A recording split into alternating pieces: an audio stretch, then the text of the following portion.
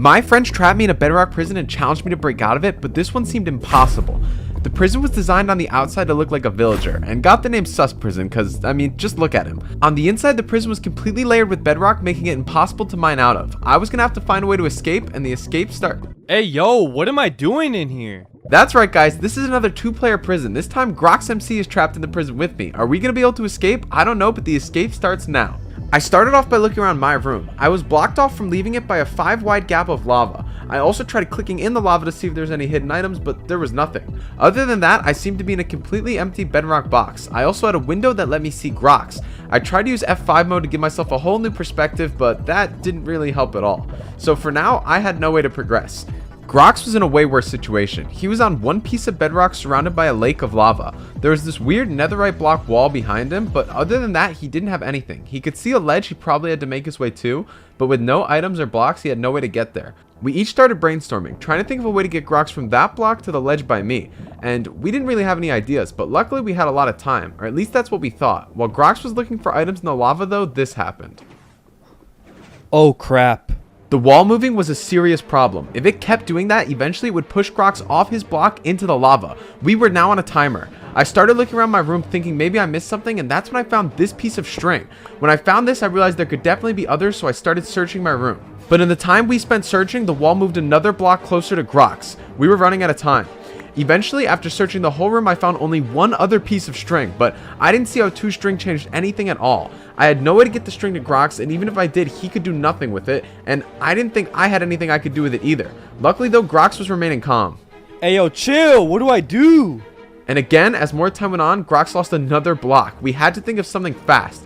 That's when I had an idea. See, normally when you place string in lava, the lava burns it, but if I placed it fast enough like this, I could clear all the lava and get to the other side. When I got to the other side, there was a sign that said if I broke the redstone torch, I would save Grox, so I broke it. When I did that, water poured down from the roof, and Grox now had access to that ledge from before. He went up the water and saw there was a slab, and he wouldn't be able to mine that in time before drowning, so for now he ignored it. He continued into the room he didn't have access to before, and I started exploring the rest of my side now that Grox wasn't in danger.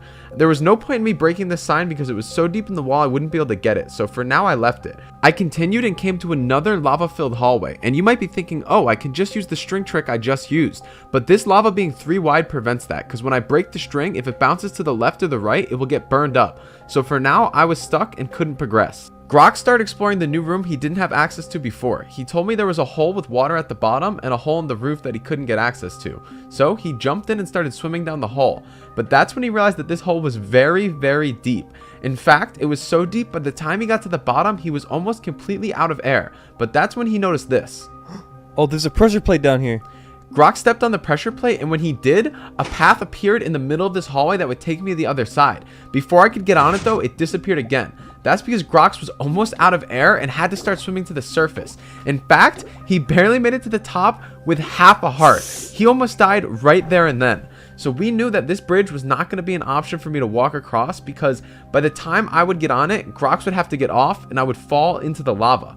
We needed to come up with a plan. But luckily, this was a really easy problem to solve. I just gave Grox the redstone torch. And you might be wondering, how's a redstone torch going to change anything about this? Well, Grox swam to the bottom, but this time he started spamming the torch on the wall. Placing the torch would create an air pocket, but then the water would instantly break it, but then Grox could just place it right back down again. This basically gave him the ability to breathe underwater. Doing this made it so he could activate the pressure plate as long as we needed to, and I walked straight to the other side. At the other side I found a button, and I pressed it, and nothing happened by me, but something big changed for Grox. He swam back up to the surface of the water, and I'll let him tell you what he saw. There's water falling from the ceiling. I can go up now. Grox now had access to the room above him, and just like before, there was a slab, but if Grox tried to mine through it, he would drown, so for now, he ignored it. He went down a flight of stairs to see that he had access to this room, but in order to go into it, he would have to do a 2-block drop, meaning he wouldn't be able to get back up, so for now, he held off, and I started exploring what was on my side. I went down this really long hallway, but eventually it led me to a room. In the room, there was a barrel, and inside the barrel was a bed.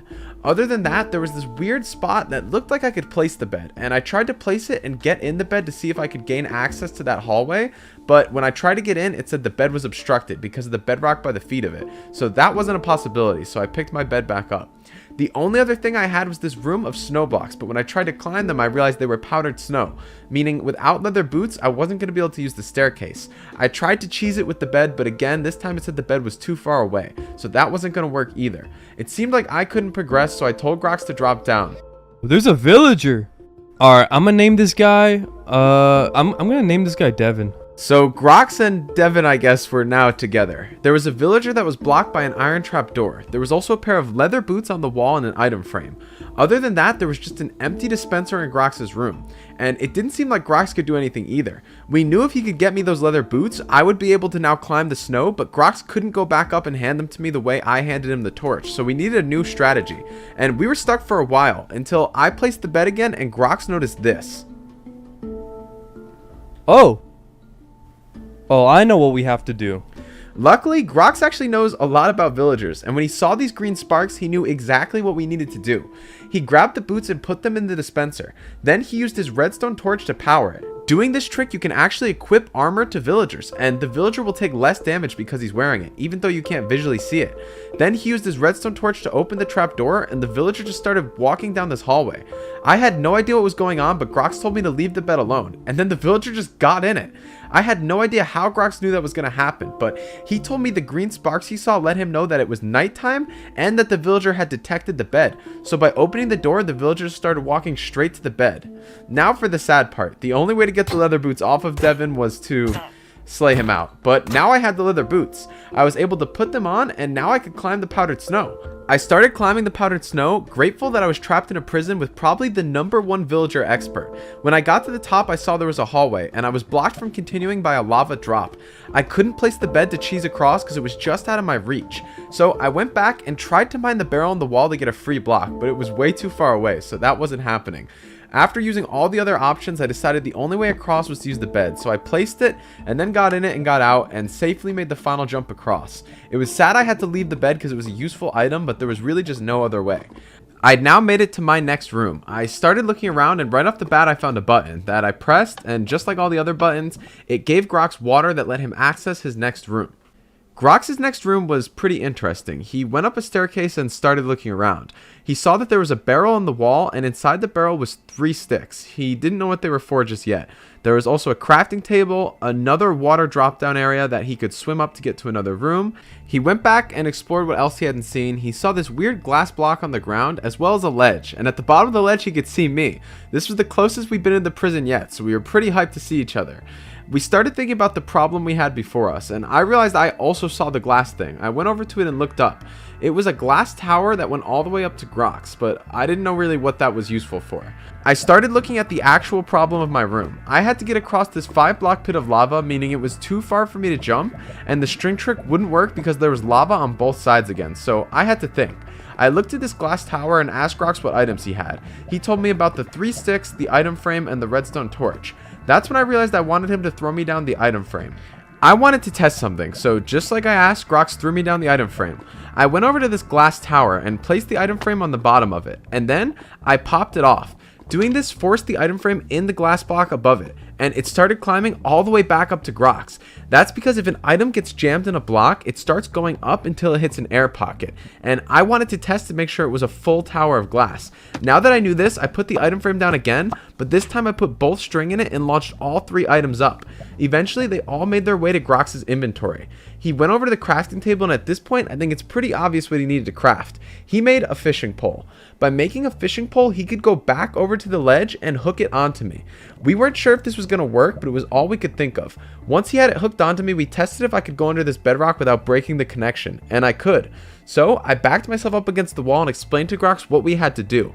I was going to sprint with full momentum and jump over the lava, and at the last possible second I needed Grox to tug me, so I went upwards. We tried it, and it worked perfect. I got to the other side of the gap. I turned to go through the doorway, but that's when I noticed this button I hadn't seen from the other side, so I pressed it. And just like you would guess, that button gave Grox access to his next room. So he swam up and went into the next room and saw there was a spiral staircase he had to climb. And on my side, I also had a spiral staircase. We now had access to the final room of the prison. I could see Grox through this little bedrock window. He also had these weirdly placed crafting tables right below him. This tower was filled with lava on all sides except for a little bedrock island floating down at the middle. I had a chest that inside of it had 5 oak planks, but other than that, that was it for my side. Grox, on the other hand, had a few more items. At the top of his tower, he realized that there was a bow in an item frame and a potion arrow in the item frame, and the potion arrow's name was 5 seconds of slow falling. Grox didn't have access to really anything else, and he was blocked off from jumping into the tower. Other than that, there was this little gap he couldn't get through that would give him access to a new room. So that was it. We started thinking about what we could do with what we had, and after a while, it hit me. I had to do a falling boat clutch. The first clue was how the oak planks had been laid in the barrel. They were already in the shape of how you craft a boat. I took the planks and put them in the spot in my inventory that was the easiest to grab when I entered the crafting menu. I was only going to get one shot at this, and if I failed, I died. So I hyped myself up, and then I told Grox to shoot me. When he shot me with the arrow, I had slow falling. I jumped really quick and grabbed the crafting table and barely made the boat in time. I turned around and snap placed the boat, and I hit the clutch, because your boy is a god gamer. I got out of the boat and destroyed it and started exploring. I saw that there was another room over here with some flowing water, so I got in it and started swimming up. Eventually, after swimming for a little bit, I came to an open cubby. When I went into the open cubby, I saw it was the same cubby that Grox was connected to, so I threw the boat down for him and he was able to get inside. That let Grox get to the other side of the bedrock wall, and we started swimming up, but first we threw hands, as you have to when you finally meet up in the prison. At the top of this water though, we came to another room and we could tell what had happened. We walked out this hole and realized we did it. We had finally defeated the imposter prison. We went to the outside and started looking at him and were wondering what he was so sus by, so we went to where he was looking and saw this. Dang, that is kinda sus.